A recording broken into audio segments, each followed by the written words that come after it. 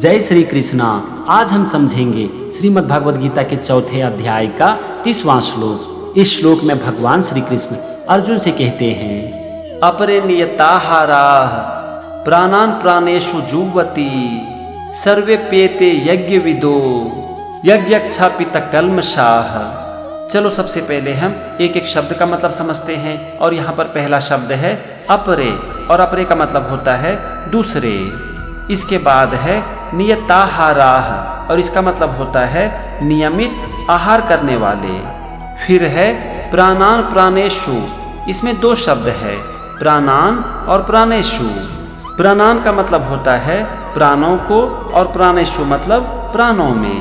इसके बाद है जुह्वति, और जुह्वति मतलब हवन किया करते हैं। तो यहाँ पर पहले वाक्य का मतलब हो गया दूसरे नियमित आहार करने वाले प्राणों को प्राणों में ही हवन करते हैं। यहाँ पर दूसरे का मतलब है दूसरे योगी जन। चलो अब हम चलते हैं दूसरे वाक्य पर। और यहाँ पहला शब्द है सर्वे पेते, इसमें तीन शब्द है सर्वे, अपि, एते। सर्वे मतलब सब, अपि मतलब भी, तो सर्वेपि का मतलब हो गया सभी, और एते मतलब ये। इसके बाद है यज्ञ विदः, और इसका मतलब होता है यज्ञों को जानने वाले। अब अंतिम शब्द है यज्ञक्षपित कल्मषाः, और इसका मतलब होता है यज्ञों द्वारा पापों का नाश कर देने वाले।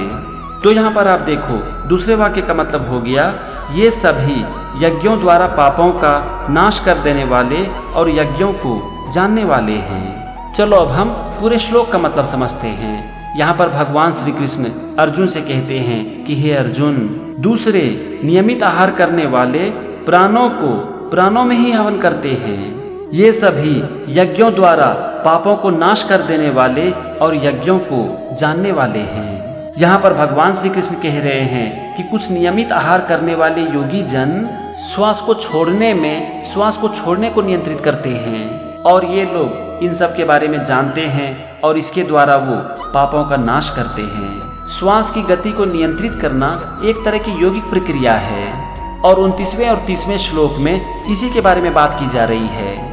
अगर आप श्रीमद् भागवत गीता पढ़ोगे ना, तो आप देखोगे कि 29वें और 30वें श्लोक को एक साथ समझाया गया है।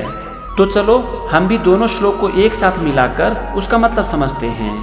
यहाँ पर भगवान श्री कृष्ण अर्जुन से कहते हैं कि हे अर्जुन, कुछ योगी जन अपान वायु में प्राण वायु को हवन करते हैं, कुछ योगी जन प्राण वायु में अपान वायु को हवन करते हैं, और कुछ नियमित आहार करने वाले प्राणायाम परान पुरुष प्राण और अपान की गति को रोककर प्राणों को प्राणों में ही हवन करते हैं। ये सभी साधक यज्ञों द्वारा पापों को नाश कर देने वाले और यज्ञों को जानने वाले हैं।